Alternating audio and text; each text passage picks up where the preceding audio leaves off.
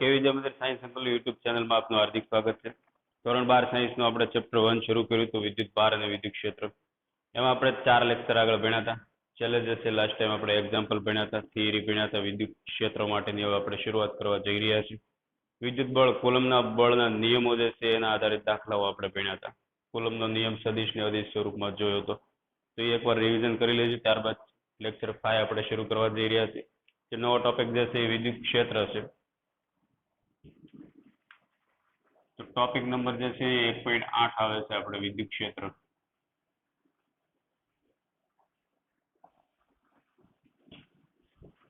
તો વિદ્યુત ક્ષેત્ર એટલે શું એ સમજવા માટે કોઈ એક ધન વિદ્યુત ભાર અથવા તો કોઈ પણ વિદ્યુત ભારનો જથ્થો આપણે ધ્યાનમાં લઈએ.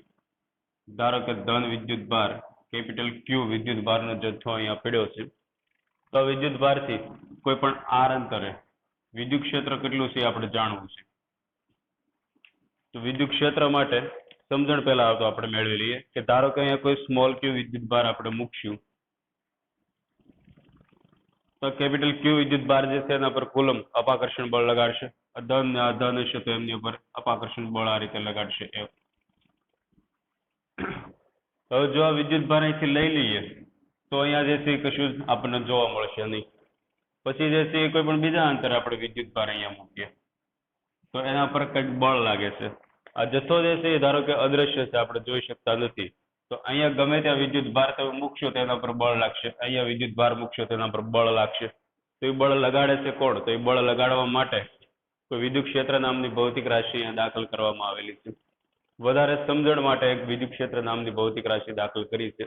વિદ્યુત ક્ષેત્ર જે છે એ એકમ વિદ્યુત ભાર દીઠ લાગતું બળ જ છે, પરંતુ એને વધારે સારી રીતે સમજાવવા માટે વિદ્યુત ક્ષેત્ર તરીકે ઓળખાતી ભૌતિક રાશિ બનાવેલ છે. અહીંયા કોઈ ક્યુ વિદ્યુત ભાર પડ્યો બીજા આર અંતરે, તો એમના ઉપર બળ લાગશે. તો અહીંયા અદ્રશ્ય વસ્તુ કોઈક બળ લગાડે છે તો આ બિંદુ આગળ આનું કંઈક ચોક્કસ વિદ્યુત ક્ષેત્ર હોવું જોઈએ. અહીંથી પાછો દૂર જાઓ તો કંઈક વિદ્યુત બળની કિંમત જે છે એ ઘટતી જશે વ્યસ્ત વર્ગના નિયમ અનુસાર. તો અહીંયા દરેક બિંદુ આગળ કંઈક ને કંઈક અલગ મૂલ્યના બળ લાગે છે. તો એ બળ લગાડવા પાછળ અહીંયા કંઈક વિદ્યુત ક્ષેત્ર પ્રવર્તે છે એવું આપણે કહી શકીએ. તો વિદ્યુત ક્ષેત્ર જે છે એના માટેનું સૂત્ર અહીંયા આપણે જોવાનું છે કે વિદ્યુત ક્ષેત્રને ઈ વડે વ્યાખ્યાયિત કરવામાં આવે છે. સદિશ આર અહીંયા આપણે ધ્યાનમાં લઈએ તો આનો સ્થાન સદિશ જે છે એ એકમ સદિશ આર કેરેટ ધ્યાનમાં લઈ લઈએ. તો આર બિંદુ એ ક્યુ પર લાગતું વિદ્યુત બળ વિદ્યુત ક્ષેત્ર જે છે એ સદિશ રાશિ છે એટલે એકમ સદિશ સહિત આપણે એને દર્શાવવી પડશે.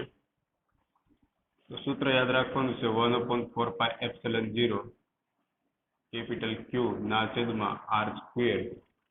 આ બંને વચ્ચેનો અંતરના વર્ગનો વ્યસ્ત થશે ઇન્ટુ આર કેરેટ.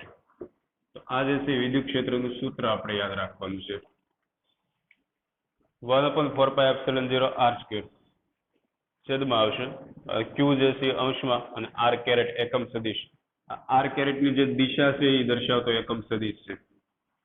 જે અપાકર્ષણ બળના કારણે અહીંથી દૂર જતી દિશામાં છે. અહીંયા કેપિટલ ક્યુ આપણે ધન વિદ્યુત ભારનો કોઈ ઢગલો પડ્યો હોય ધ્યાનમાં લીધો છે આપણે. ત્યારબાદ જે છે આના પર લાગતું બળનું મૂલ્ય એનું સૂત્ર આપણે જાણીએ છીએ. વિદ્યુત બળ કેટલું હોય છે?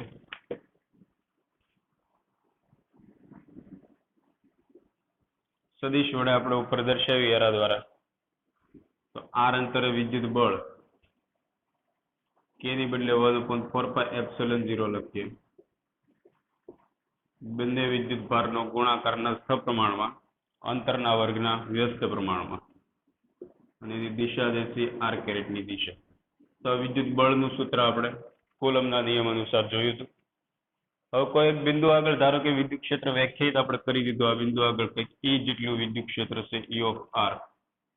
તો આ બિંદુ આગળ કોઈ પણ સ્મોલ ક્યુ વિદ્યુત ભાર લાવો તો એના પર બળ કેટલું લાગશે આપણે જાણવું હોય તો એનું ડાયરેક્ટ સૂત્ર યાદ રાખવાનું છે. એકવાર વિદ્યુત ક્ષેત્ર વ્યાખ્યાયિત થઈ જાય પછી વિદ્યુત ક્ષેત્ર ગુણ્યા વિદ્યુત ભાર કરશો એટલે એના પર લાગતું બળ મળશે. તો અહીંયા બળની કિંમત કોઈ પણ આર અંતરે, આ જે છે આમાં વિદ્યુત ક્ષેત્રનું સૂત્ર છે. ક્યુ સિવાયનું જે છે આખું વિદ્યુત ક્ષેત્રનું સૂત્ર બની ગયું છે. તો Q into E of R લખી શકાય. તો આ રીતનું સૂત્ર યાદ રાખવાનું છે. વિદ્યુત ક્ષેત્ર વ્યાખ્યાયિત થઈ જાય, વિદ્યુત ક્ષેત્ર એકવાર આપણને આપી દે પછી જે છે એને ગુણ્યા વિદ્યુત ભાર, ગમે તે બિંદુ આગળનું વિદ્યુત ક્ષેત્ર વ્યાખ્યાયિત થઈ ગયા બાદ કે ક્યુ વિદ્યુત ભાર મૂકો તો એના પર લાગતું બળ વિદ્યુત ક્ષેત્ર ગુણ્યા વિદ્યુત ભાર થશે. તો વિદ્યુત ક્ષેત્ર જે છે એ બળ જેવી સમતુલ્ય ભૌતિક રાશિ છે, માત્ર એક વિદ્યુત ભાર સ્મોલ ક્યુ જે છે એનો ફરક આવશે સૂત્રમાં. વિદ્યુત ક્ષેત્રનો એકમ આપણે જાણવો પડશે. તો વિદ્યુત ક્ષેત્ર માટે આની ઉપરથી હવે ડાયરેક્ટ આપણે જાણી શકશું. ક્યુ જે છે એ છેદમાં લઈ લઈએ તો એફ અપોન ક્યુ થઈ જશે વિદ્યુત ક્ષેત્રનું સૂત્ર. તો એફ જે છે આપણે ન્યૂટનમાં માપીએ છીએ અને ક્યુ જે છે એ કુલમમાં માપીએ છીએ. તો ન્યૂટન પ્રતિ કુલમ જે છે એ વિદ્યુત ક્ષેત્રનો એકમ થશે. તો વિદ્યુત ક્ષેત્ર જે છે એનું માપન ન્યૂટન પ્રતિ કુલમ થશે. પારિમાણિક સૂત્ર આપણે લખવું હોય તો ન્યૂટનનું પારિમાણિક સૂત્ર એટલે m1 L1 T-2 ના છેદમાં કુલમ, કુલમ એટલે A1 T1 યાદ રાખવાનું, કુલમ Q બરાબર IT સૂત્ર યાદ રાખવાનું. વિદ્યુત પ્રવાહ મૂળભૂત ભૌતિક રાશિ ગુણ્યા સમય મૂળભૂત ભૌતિક રાશિ, તો A1 T1 યાદ રાખવાનું. તો ફાઇનલી પારિમાણિક સૂત્ર જે છે આ રીતનું બનશે. T-3 થશે, A-1 થશે.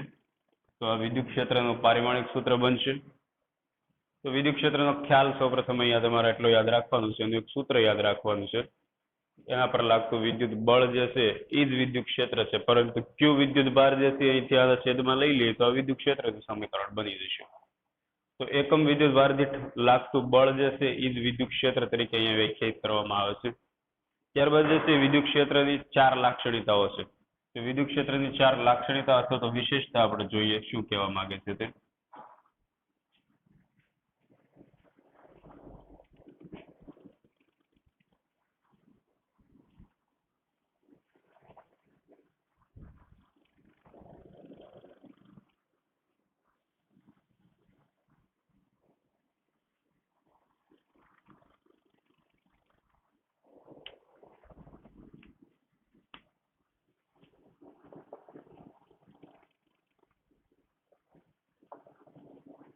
વિદ્યુત ક્ષેત્રની વિશેષતાઓ.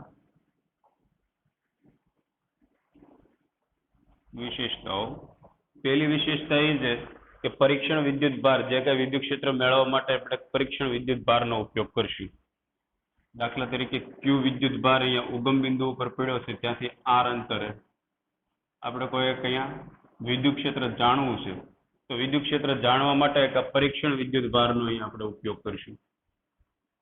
ક્યુ જે છે એ પરીક્ષણ વિદ્યુત ભાર કહેવાશે. આ જે છે એ સ્ત્રોત વિદ્યુત ભાર કહેવાશે.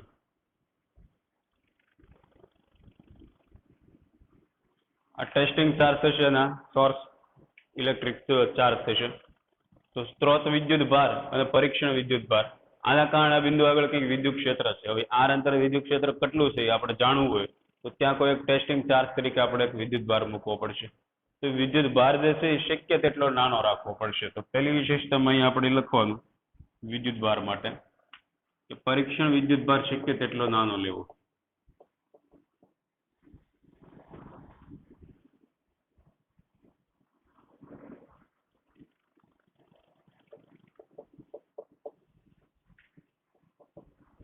તો પરીક્ષણ વિદ્યુત ભાર જે છે નાનો એટલા માટે લેવામાં આવે છે કે જો અહીંયા કોઈ મોટો વિદ્યુત ભાર હશે તો એ મૂળ વિદ્યુત ભારનો જે આપણી પાસે જથ્થો છે તેનું વિદ્યુત ક્ષેત્ર આપણે આર અંતરે ચોક્કસ જાણવું છે તો એને ખલેલ પહોંચાડશે.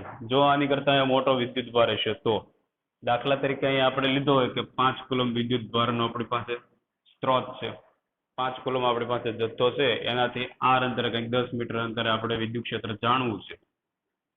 તો અહીંયા તમે કદાચ 10 કુલમ વિદ્યુત ભાર પરીક્ષણ ચાર્જ લ્યો તો એ શક્ય નથી. તો આ મૂળ વિદ્યુત ભારનો જથ્થો જે છે એને પોતાના સ્થાનથી ફેરફાર કરાવી દેશે, એટલે આપણે અંતર 10 મીટર જે હતું આમની વચ્ચે અપાકર્ષણ થશે તો 5 કુલમને એ ધક્કો મારી દેશે, તો 10 મીટરની બદલે 15 મીટર પણ અંતર થઈ જશે. તો પરીક્ષણ વિદ્યુત ભાર જે છે એ શક્ય તેટલો નાનો રાખવો પડશે, જેના કારણે મૂળ સ્ત્રોત આપણી પાસે જે છે એને ખલેલ પહોંચવી જોઈએ નહીં. એ ઉગમ બિંદુ ઉપર પડ્યો તો ત્યાં જ રહેવો જોઈએ, તો જ એનાથી ચોક્કસ આર અંતરે આપણે વિદ્યુત ક્ષેત્ર જે છે એ મેળવી શકીએ. તો એના માટે આપણે ક્યુ ટેન્ડ્સ ટુ 0 પરીક્ષણ વિદ્યુત ભાર શક્ય તેટલો નાનો આપણે રાખવો.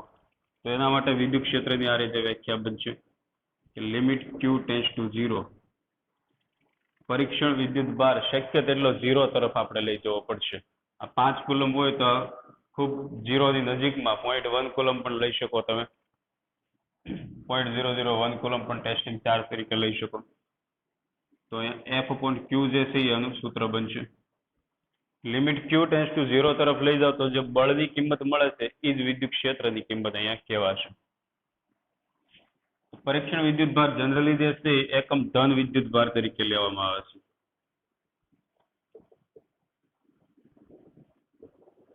પરીક્ષણ વિદ્યુત ભાર તરીકે એકમ ધન વિદ્યુત ભાર લેવામાં આવે છે.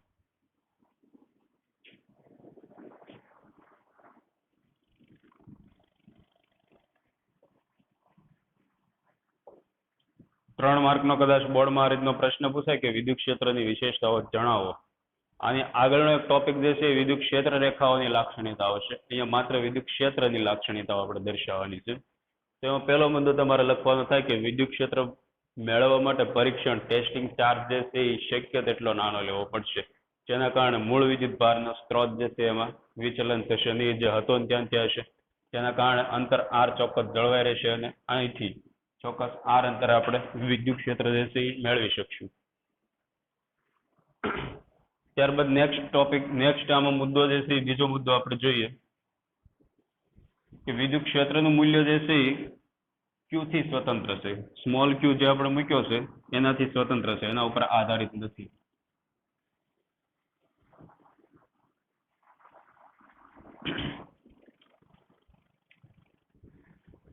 વિદ્યુત ક્ષેત્રની લાક્ષણિકતામાં બીજો મુદ્દો કે પરીક્ષણ વિદ્યુત ભારથી સ્વતંત્ર છે.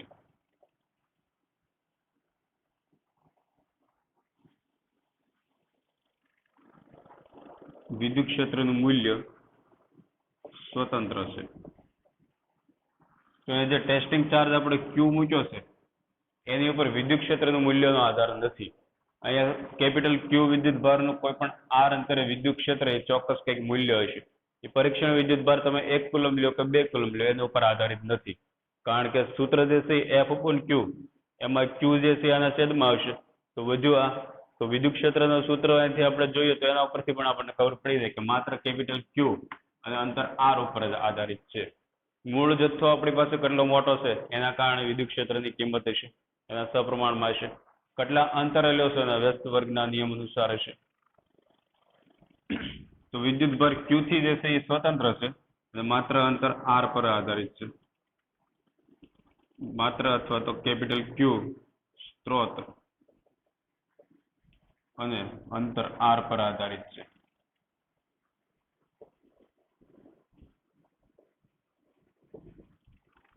તો વિદ્યુત ક્ષેત્ર જે છે એ પરીક્ષણ વિદ્યુત ભાર ઉપર આધારિત નથી. અને કેટલા કુલમ જથ્થો લ્યો છે એના ઉપર આધારિત નથી, પરંતુ જથ્થો લેવા માટે આપણને લિમિટ આપી છે કે કેપિટલ ક્યુ જે મૂળ જથ્થો છે એનાથી શક્ય તેટલો નાનો લેવો, ક્યુ ટેન્સ ટુ 0 લેવાનો આપણે.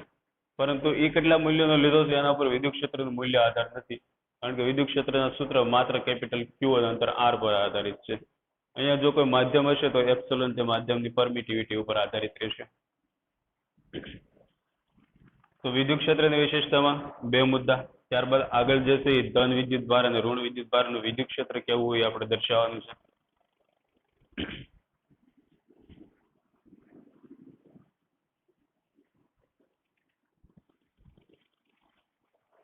તો ધન અને ઋણ વિદ્યુત ભારના વિદ્યુત ક્ષેત્ર આપણે જોઈએ.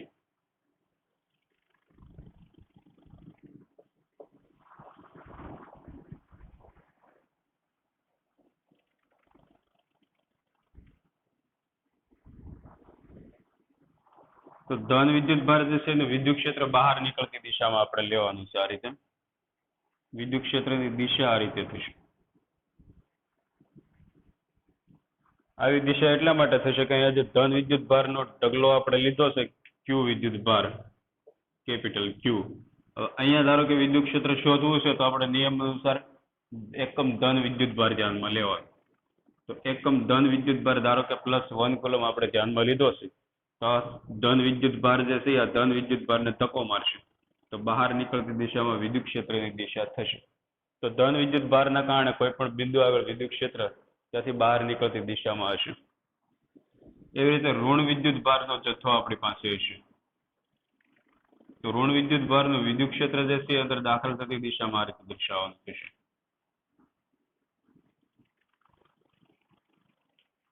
આવું એટલા માટે કે ઋણ વિદ્યુત ભાર લીધો છે ને પરીક્ષણ ચાર્જ ટેસ્ટિંગ ચાર્જ પરીક્ષણ વિદ્યુત ભાર આપણે કહીએ છીએ તે હંમેશા એકમ ધન વિદ્યુત ભાર લેવાનો. ધારો કે +1 કુલમ આપણે લીધો તો ઋણ વિદ્યુત ભાર જે છે એનું આકર્ષણ કરશે. આ ધન થયો અને ઋણ થયો તો બંને વચ્ચે આકર્ષણના કારણે વિદ્યુત બળની દિશા એ જ વિદ્યુત ક્ષેત્રની દિશા થશે. અહીંયા જે આર કેરેટની દિશા જે છે એ વિદ્યુત બળની દિશા છે એ જ વિદ્યુત ક્ષેત્રની દિશા થશે. તો અહીંયા ધન વિદ્યુત ભાર હશે તો વિદ્યુત ક્ષેત્ર આ દિશામાં થશે વિદ્યુત બળની દિશામાં બહાર નીકળતી. ઋણ વિદ્યુત ભાર હશે તો એમની વચ્ચે આકર્ષણ થશે તો એ અંદર દાખલ થતી દિશામાં દર્શાવવાનું રહેશે. ઓકે, ત્યારબાદ ચોથો મુદ્દો જે છે વિદ્યુત ક્ષેત્રની લાક્ષણિકતાઓમાં અથવા તો વિશેષતાઓમાં કે સમાન અંતરે ત્રિપરિમાણમાં જે છે એક સમાન વિદ્યુત ક્ષેત્ર આપણને મળશે.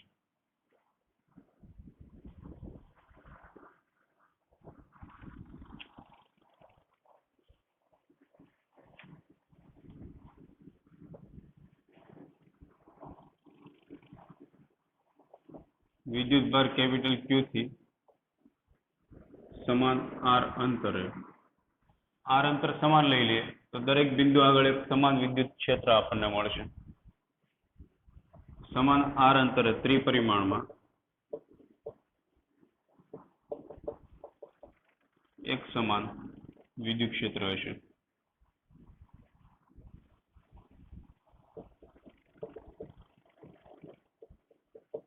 તો સૂત્ર અનુસાર આપણે આર સમાન લઈ લઈએ તો આર સમાન હોય તેવા બિંદુઓ તો અહીંયા કોઈ ધારો કે આપણે વિદ્યુત ભાર છે તો ત્યાંથી અહીંયા આર સમાન અંતરે 1 મીટર અંતરે 1 મીટર આવો આખો એક ગોળો બનશે. આવો કાલ્પનિક ગોળાની આપણે વિચારીએ તો એ કાલ્પનિક ગોળાના દરેક બિંદુની વક્ર સપાટીઓ દરેક બિંદુ ઉપર એક સમાન મૂલ્યનું વિદ્યુત ક્ષેત્ર મળશે. તો આર ત્રિજ્યાનો ગોળાની કલ્પના કરીએ. અહીંયા ધારો કે આપણો કેપિટલ ક્યુ વિદ્યુત ભાર પડ્યો છે તો ત્યાંથી આર અંતર જે છે એ સમાન થયું તો એ બધા બિંદુ આગળ વિદ્યુત ક્ષેત્રનું મૂલ્ય એક સમાન હશે. દિશા ભલે અલગ અલગ હોય પણ મૂલ્ય સમાન હશે. તો વિદ્યુત ક્ષેત્ર વિદ્યુત ભાર જે છે એ ક્યુથી સમાન આર અંતરે દરેક બિંદુ આગળ એક સમાન મૂલ્યનું વિદ્યુત ક્ષેત્ર અહીંયા જોવા મળશે. બધા જ બિંદુ આગળ એક સમાન મૂલ્યનું વિદ્યુત ક્ષેત્ર આપણને જોવા મળશે. તો અહીંયા ટોટલ 4 લાક્ષણિકતાઓ આપણે ધ્યાનમાં લેવાની છે. તો વિદ્યુત ક્ષેત્રની લાક્ષણિકતાઓ ટોટલ 4 આપણે જોઈ. 3 માર્કનો આખો પ્રશ્ન આપણને આ રીતે પૂછી શકે કે વિદ્યુત ક્ષેત્રની માહિતી આપો અથવા તો વિદ્યુત ક્ષેત્ર જે છે એની લાક્ષણિકતાઓ જણાવો, વિદ્યુત ક્ષેત્રનું સૂત્ર લખી એની લાક્ષણિકતા જણાવો, એવો પણ પ્રશ્ન 3 માર્કનો બની શકે આમાં. તો વિદ્યુત ક્ષેત્રનું જે છે આપણા સૂત્ર સૌપ્રથમ દર્શાવવાનું થાય. ત્યારબાદ એના પર લાગતું બળ અને એકવાર વિદ્યુત ક્ષેત્ર વ્યાખ્યાયિત થઈ ગયા બાદ એના પર લાગતું બળ જે છે જે કઈ વિદ્યુત ભાર મૂક્યો હોય વિદ્યુત ભાર ગુણ્યા વિદ્યુત ક્ષેત્ર દ્વારા આપણને મળશે. ત્યારબાદ ટોટલ 4 લાક્ષણિકતાઓ આપણે દર્શાવવાની થશે. તો વિદ્યુત ભાર જે છે એ 4 લાક્ષણિકતાઓ આપણે અહીંયા જોઈ. જો પહેલી લાક્ષણિકતા હતી કે કેપિટલ સ્મોલ ક્યુ વિદ્યુત ભાર પરીક્ષણ વિદ્યુત ભાર જે છે શક્ય તેટલો નાનો રાખો, લિમિટ ક્યુ ટેન્ડ્સ ટુ 0 રાખશું. એફ અપોન ક્યુ એટલે વિદ્યુત ક્ષેત્રનું મૂલ્ય આપણને મળશે. ત્યારબાદ જે છે પરીક્ષણ વિદ્યુત ભાર જે છે એ ક્યુ નું મૂલ્ય થી સ્વતંત્ર વિદ્યુત ક્ષેત્રનું મૂલ્ય જે છે એ ક્યુ થી સ્વતંત્ર છે. પરીક્ષણ વિદ્યુત ભાર થી સ્વતંત્ર છે, એના ઉપર આધારિત નથી. સૂત્ર માત્ર કેપિટલ ક્યુ અને અંતર આર જ આવે છે. તો અંતર આર ઉપર આધારિત છે. આર સ્ક્વેર અનુસાર જેમ અંતર આર વધશે વિદ્યુત ક્ષેત્રનું મૂલ્ય ઘટતું જશે અને કેપિટલ ક્યુ ઉપર આધારિત છે. તો સ્મોલ ક્યુ પરીક્ષણ વિદ્યુત ભારથી સ્વતંત્ર છે અને પરીક્ષણ વિદ્યુત ભારને શક્ય તેટલો નાનો રાખવો એનો આગળનો મુદ્દો લખવાનો. ત્યારબાદ ત્રીજો મુદ્દો જે છે એ ધન વિદ્યુત ભાર અને ઋણ વિદ્યુત ભારના વિદ્યુત ક્ષેત્ર તમારે દર્શાવવાના કે ધન વિદ્યુત ભારનું બહાર નીકળતી દિશામાં, કારણ કે પરીક્ષણ વિદ્યુત ભાર એકમ ધન વિદ્યુત ભાર લીધો હશે તો એને અપાકર્ષણ કરશે, એનો ધક્કો મારશે. ઋણ વિદ્યુત ભાર હશે તો એને ખેંચવાની કોશિશ કરશે. અહીંયા આપણે ઋણ વિદ્યુત ભારનો જથ્થો લીધો હોય છે તો પરીક્ષણ વિદ્યુત ભારને પોતાની તરફ ખેંચે એટલે અંદર દાખલ થતી દિશામાં વિદ્યુત ક્ષેત્રની દિશા દર્શાવવાની. ચોથો મુદ્દો જે છે વિદ્યુત ભાર ક્યુ થી સમાન આર અંતરનો કોઈ આપણે ગોળાની કલ્પના કરીએ તો એ ગોળાની વક્ર સપાટીના દરેક બિંદુએ એક સમાન મૂલ્યનું વિદ્યુત ક્ષેત્ર આપણને મળશે. તો ત્યારબાદ જે છે આ કોઈ એક બિંદુ વિદ્યુત ભાર માટે આપણે લીધું તો કોઈ એક કરતા વધારે વિદ્યુત ભારનો જથ્થો અલગ અલગ વહેંચાયેલો હોય તો એના કારણે કોઈ પણ પી બિંદુ આગળ ઉદ્ભવતું વિદ્યુત ક્ષેત્ર આપણે મેળવવું છે તો એના માટેનો સંપાતપણાનો સિદ્ધાંત આપણે જોઈએ.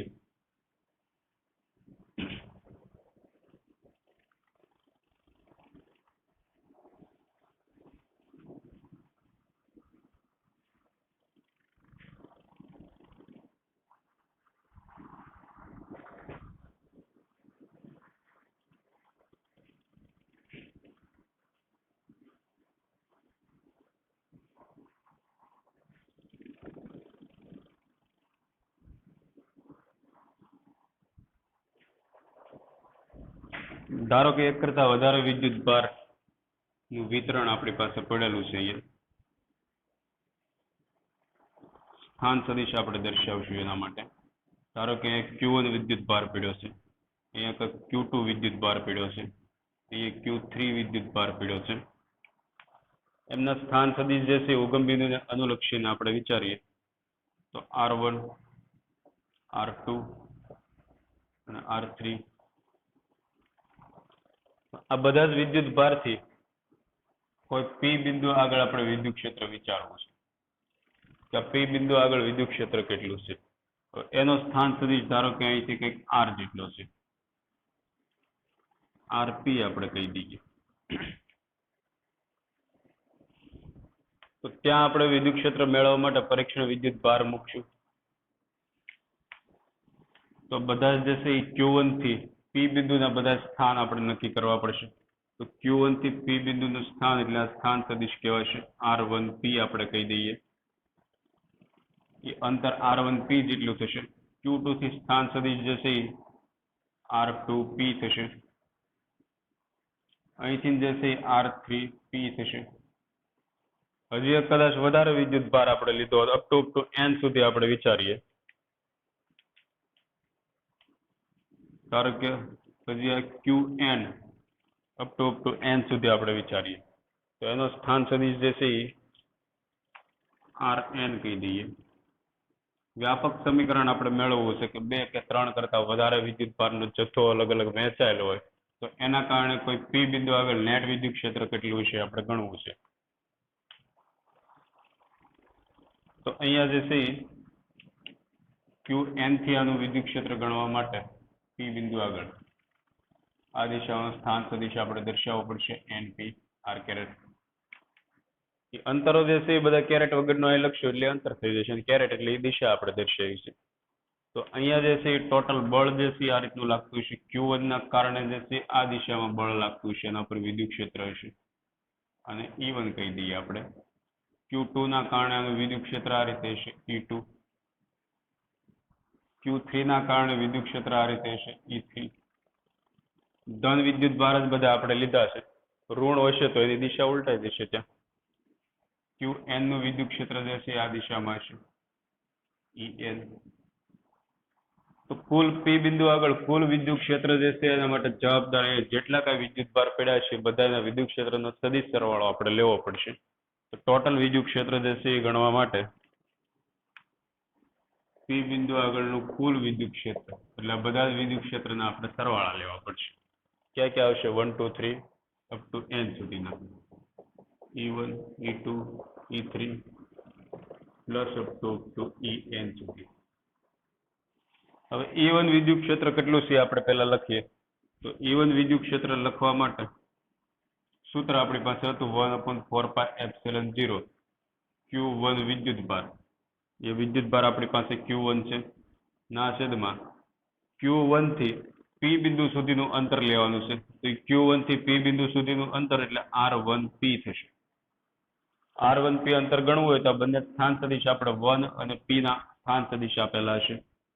તો એ સ્થાન સદિશ R1 - RP આપણે ગણીને મેળવી શકીએ. તો એ સ્થાન સદિશ થયો એનું મૂલ્ય મેળવવું હોય તો બંને સાઈડ માનાંક કરી નાખવાનું, એ મૂલ્ય મળી જશે. તો અહીંથી આ સુધીનું અંતર આ બધા જ બિંદુઓના સ્થાન સદિશ ને P બિંદુના સ્થાન સદિશ આપ્યો તો તફાવત લઈને માનાંક લઈ લેવાનો છે આપણે, એટલે અંતર મળી જશે. તો એ R1P સ્ક્વેર થશે અને એ દિશા દર્શાવતો એકમ સદિશ એટલે R1P કેરેટ થશે. આ દિશાનો એકમ સદિશ R1P કેરેટની દિશા કહેવાશે. તો આ જ રીતે આપણે બધા જ માટે સૂત્ર લખી શકશું. E2 લખવું હોય તો 1/4πε0 Q1 ની બદલે Q2 આવશે. વન જ્યાં દેખાય ત્યાં બગડો મૂકી દેવાનો છે, આર સ્ક્વેર. તો અહીંયા વન હતો ત્યાં 2p આવશે અને r2p કેરેટ આવશે. તો પ્લસ અપ ટુ આપણે en માટે લખવું હોય તો આ રીતે લખશું 1/4πε0 qn ના છેદમાં rnp સ્ક્વેર અને rnp કેરેટ. તો બધા સૂત્ર જે છે ને કિંમતો આપણે અહીંયા મૂકી એનો સરવાળો કરવાનો છે. કુલ સરવાળો જે છે એ આ રીતે થશે 1/4πε0 1 નું વિદ્યુત ક્ષેત્ર જે છે આપણે q1 ના છેદમાં r1p કે સ્ક્વેર અને એની દિશા r1p કેરેટ પ્લસ E2 માટે 1/4πε0 q2 ના છેદમાં r2p સ્ક્વેર અને r2p કેરેટ દિશા. એવી જ રીતે r3 માટે તો r3 માટે 1/4πε0 q3 વિદ્યુત ભાર એની અંતર જે છે r3p સ્ક્વેર અને એની દિશા r3p caret plus up to n સુધી આપણે વિચાર્યું છે તો 1/4πε0 qn વિદ્યુત ભાર rnp સ્ક્વેર અને rnp કેરેટ. તો સંપાતપણાના સિદ્ધાંત અનુસાર દરેક વિદ્યુત ક્ષેત્ર જે છે એના સદિશ સરવાળા અહીંયા થશે. જેવી રીતે બળના સંપાતપણાનો સિદ્ધાંત આપણે કુલમ માટે જોયો હતો એવો સિદ્ધાંત અહીંયા થશે. તો અહીંયા સરવાળા આપણે કરીએ તો વ્યાપક સ્વરૂપ આપણે જો દર્શાવવું હોય દર વખતે આવા અસંખ્ય પદ લખવાની બદલે કોઈ વ્યાપક એક સિગ્મા સ્વરૂપમાં આપણે દર્શાવવું પડશે, ટૂંકમાં જેને આપણે લખી શકીએ. તો એ જે છે આ રીતે લખાશે કે વિદ્યુત ક્ષેત્ર E બરાબર પી બિંદુ આગળ ટોટલ વિદ્યુત ક્ષેત્ર. તો એના માટે સરખા પદ હોય આપણે કોમન લઈ લઈએ 1/4πε0 સરખું પદ આવશે એને કોમન લઈ લઈએ. ક્યુ જે છે એ આખી સિરીઝ છે 1 2 3 4 5 આમાં જે છે એ સિરીઝ આવશે આખી. તો ત્યાં આપણે સિગ્મા આ રીતે લખી શકીએ કે સિગ્મા i = 1 to n 1 થી n સુધી થાય છે. એ 1 થી પદ બધા શરૂઆત થશે. કુલમનો નિયમ જે આગળ આપણે જોયો તેમાં 2 થી પદ શરૂઆત થતા હતા કારણ કે 1 પર લાગતું વિદ્યુત ભાર પર લાગતું બળ આપણે શોધવાનું હતું. અહીંયા કોઈ પી બિંદુ આગળ બધા જ વિદ્યુત ભારના કારણે લાગતું વિદ્યુત ક્ષેત્ર આપણે શોધવું છે. તો 1 વડે આખી સિરીઝ છે 1 2 3 4 તો ત્યાં qi લખી નાખવાનું ના છેદમાં અહીંયા પણ સિરીઝ જ થઈ છે 1 2 3 4 પી બિંદુ એમનું છે તો એ RIP લખવાનું એનો વર્ગ એ અંતરનો વર્ગ છે. કેરેટ જે છે એ દિશા દર્શાવતા એકમ સદિશ એમાં પણ આ રીતની સિરીઝ થાય છે. તો આ જે છે એ ફાઇનલ ઇક્વેશન યાદ રાખવાનું છે. પી બિંદુ આગળનું કુલ વિદ્યુત ક્ષેત્ર 1/4πε0 સિગ્મા i = 1 to n આવા સરખા પદ જે રિપીટ થાય છે બધા સિગ્મા એટલે આવા બધા પદનો સરવાળો કરતો જવાનો. i બરાબર આમાં પહેલા 1 મૂકવાનો પછી પ્લસ કરવાનો પછી 2 મૂકવાનો પછી પ્લસ કરવાનો 3 મૂકવાનો 5 વિદ્યુત ભાર આપ્યો હોય તો 5 સુધીની સિરીઝ આખી લખવાની આ રીતે. પછી ટોટલ વિદ્યુત ક્ષેત્રનો સરવાળો થશે. તો કુલ વિદ્યુત ક્ષેત્ર જે છે આ રીતે મેળવશું આપણે. તો 3 માર્કનો પ્રશ્ન બની શકે આખો વિદ્યુત ક્ષેત્રના સંપાતપણાનો સિદ્ધાંત દર્શાવો. ત્યારબાદ જે છે વિદ્યુત ક્ષેત્રનો અહીંયા ભૌતિક અર્થ શું છે આપણે જોઈએ.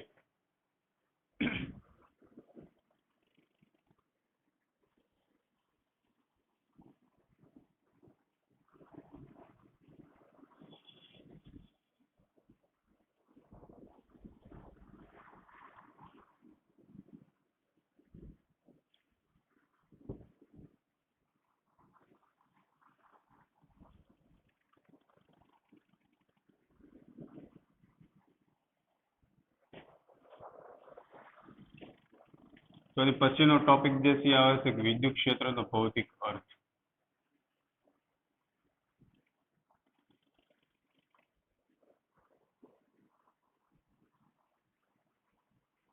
તો આ ચેપ્ટરમાં જે છે આપણે એકમ ધન વિદ્યુત ભાર પર લાગતા બળ ડાયરેક્ટ આપણે બળની કિંમતો લઈને ગણીએ તો પણ ચાલે એવું છે. વિદ્યુત ક્ષેત્રની બહુ એક ખાસ જરૂરિયાત નથી. પરંતુ વિદ્યુત ક્ષેત્ર જે છે એ કુદરતમાં પ્રવર્તતા બળને વધારે સારી રીતે સમજવા માટે વિદ્યુત ક્ષેત્ર નામની ભૌતિક રાશિ વૈજ્ઞાનિકોએ દાખલ કરી છે. વિદ્યુત ક્ષેત્રનો ખ્યાલ સૌપ્રથમ ફેરાડે નામના વૈજ્ઞાનિકે આપ્યો હતો. જેવી રીતે ગુરુત્વાકર્ષિત ક્ષેત્ર છે કોઈ પણ જમીનથી r અંતરે ગુરુત્વાકર્ષિત ક્ષેત્ર કેટલું હશે ક્ષેત્ર ગુણ્યા એનું દળ કરીએ તો ડાયરેક્ટ એના પર લાગતું આપણને બળ મળી જાય. તો કોઈ પણ r અંતરે ક્ષેત્ર જો વ્યાખ્યાયિત થઈ જાય તો એને ગુણ્યા વિદ્યુત ભાર અહીંયા કરીશું તો વિદ્યુત ક્ષેત્ર વિદ્યુત બળ આપણને મળી જશે. તો વિદ્યુત ક્ષેત્ર જે છે એ દાખલા તરીકે બે વિદ્યુત ભાર હોય Q1 અને Q2, એમની વચ્ચે બળ લાગશે. તો બળ લાગવાના કારણે આ પ્રવેગી ગતિની શરૂઆત કરશે. આનો પ્રવેગ કંઈક A1 હશે, આનો પ્રવેગ કંઈક A2 હશે. બળ સમાન મૂલ્યનું પરસ્પર વિરુદ્ધ દિશાનું લાગશે ન્યૂટનની ગતિના ત્રીજા નિયમ અનુસાર. ક્રિયાબળ અને પ્રતિક્રિયાબળ સમાન મૂલ્યના પરસ્પર વિરુદ્ધ દિશાના હશે, પરંતુ પ્રવેગ અલગ અલગ હશે કારણ કે બંને વિદ્યુત ભાર અલગ અલગ દળ ધરાવતા હશે. તો ગતિ કરતો વિદ્યુત ભાર જે છે વિદ્યુત ચુંબકીય તરંગો ઉત્પન્ન કરે છે. તો વિદ્યુત ચુંબકીય તરંગો દ્વારા આના પર બળ લાગે છે એવું જાણવામાં આવ્યું છે. આગળના ચેપ્ટરો જે છે આપણે વિદ્યુત ચુંબકીય તરંગ નામનું આખું ચેપ્ટર આવશે, એમાં ભણવાનું આવશે વધારે ડિટેલમાં. તો અહીંયા વિદ્યુત ક્ષેત્ર દાખલ કરવાનો મતલબ જે છે વિદ્યુત ચુંબકીય તરંગો જે ઉદ્ભવે છે ત્યાં વધારે જરૂરિયાત વિદ્યુત ક્ષેત્રની ઉદ્ભવે છે. તો ત્યાં વિદ્યુત ક્ષેત્ર થકી જ આખા વિદ્યુત ચુંબકીય તરંગ સમજવામાં આવે છે. વિદ્યુત ચુંબકીય તરંગ જે છે વિદ્યુત અને ચુંબકીય ક્ષેત્રનું ભેગું બનેલું આવું તરંગ જે છે ત્યાં વિદ્યુત ક્ષેત્ર સમજવા માટે ઉપયોગમાં લેવાતી આ ભૌતિક રાશિ છે. એવી રીતે ચુંબકીય ક્ષેત્ર આ રીતનું આવશે.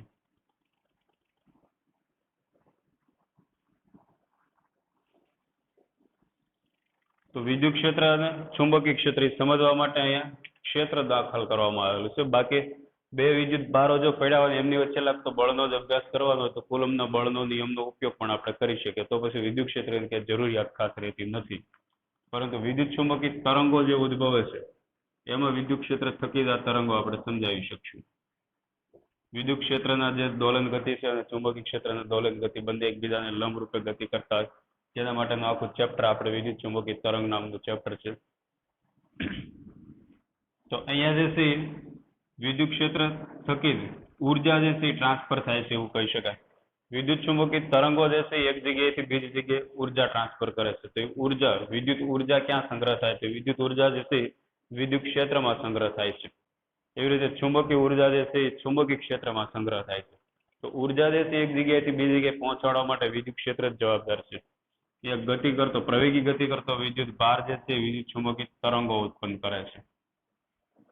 જેના માટે હર્ટ્ઝનો પ્રયોગ પણ આપણે આગળના ચેપ્ટરમાં આવશે, વિદ્યુત ચુંબકીય તરંગના ચેપ્ટરમાં. તો વિદ્યુત ક્ષેત્રનો ભૌતિક અર્થ સમજવા માટે અહીંયા વિદ્યુત ચુંબકીય તરંગો જ્યારે સમજવાના થશે ત્યારે વિદ્યુત ક્ષેત્ર ભૌતિક રાશિનો વધારે જરૂરિયાત થશે.